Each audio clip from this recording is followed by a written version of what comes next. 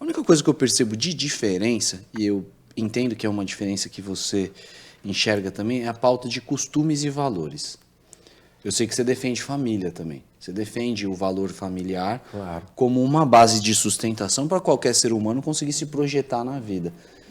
Isso, nesse ponto, você acha que você se alinha com o Bolsonaro?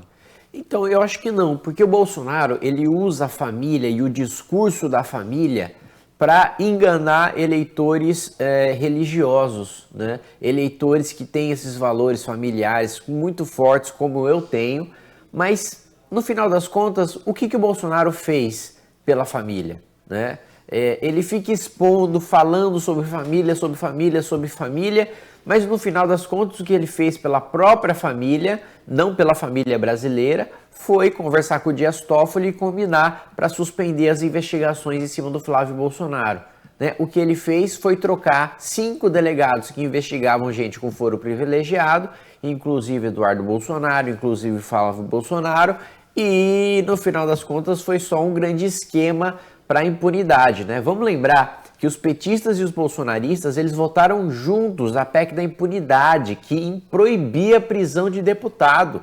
Isso é sempre bom lembrar porque é bizarro, é absurdo isso.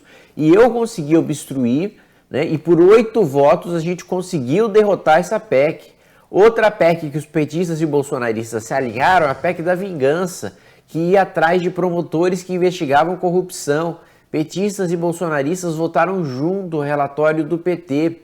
E mais do que isso, Bolsonaro fala tanto do Supremo Tribunal Federal, mas a gente lutou muito na Câmara, já no início, no primeiro ano de mandato, para aprovar o projeto 2121 de 2019, que dizia o seguinte: ministro que dá uma liminar, ele tem um prazo para fazer com que essa liminar seja decidida pelo plenário do Supremo.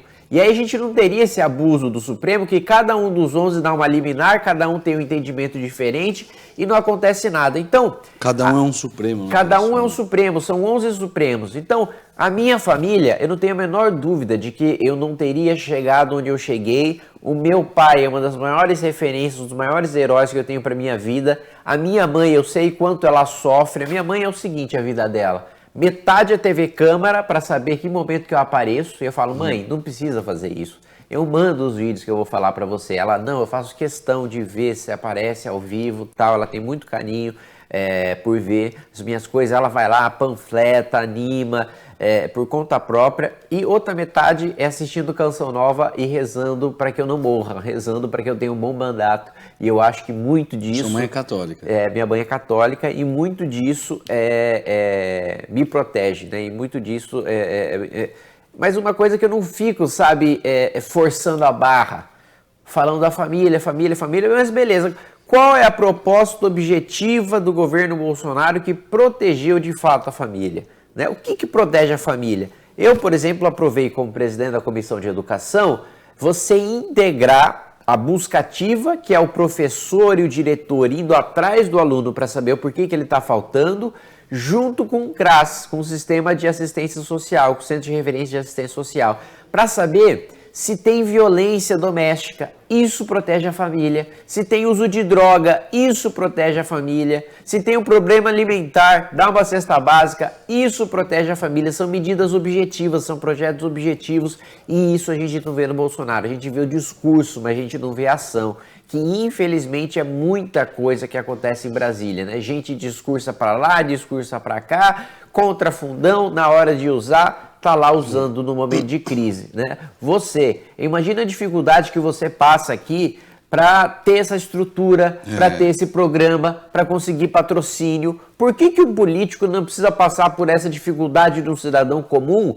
e pegar 3 milhões de reais para gastar em 45 dias com o santinho, com o cabo eleitoral e não sei o quê? Se eu quiser abrir, né, eu vou vender hot dog na esquina. Eu preciso pegar o meu dinheiro próprio, preciso pedir dinheiro emprestado por um parente, preciso ir para o banco, preciso me virar. Por que um político não precisa fazer exatamente a mesma coisa?